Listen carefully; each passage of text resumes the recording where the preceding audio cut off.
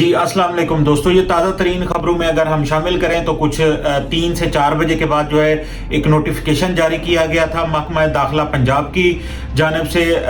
جو ہے وہ وزیر مملکت داخلہ کو یہ لکھا گیا تھا کہ ہمیں فوج کی ضرورت ہے۔ اس کے بعد جو ہے فوجی دستے روانہ کر دیے گئے فٹافٹ اس سمری کے اوپر سائن کر کے۔ تو جو بڑے ڈویژن ہیں جیسا کہ آپ لگا لو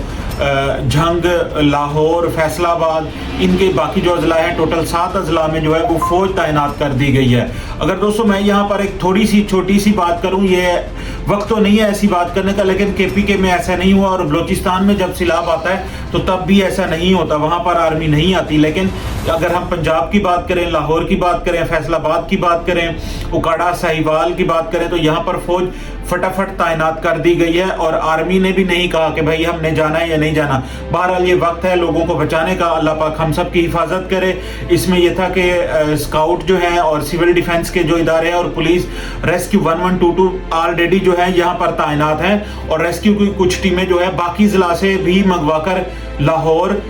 فیصل آباد، اکاڑا، نارووال وغیرہ میں بھیج دی گئی ہیں، اور قصور میں بھی اس وقت بہت ہائی الرٹ چل رہا ہے، اور اس کے علاوہ نالا بائی کی بھی حالات خراب ہیں، اور شکر گڑھ جو ہے وہ بھی سیلاب کی زد میں آ سکتا ہے۔ بہرحال فوجی دستے روانہ ہو چکے ہوئے ہیں، فوج جو ہے ہمارے عوام کے شانہ بشانہ ہے۔ میں یہاں پر یہ ضرور کہوں گا، پاک فوج زندہ باد۔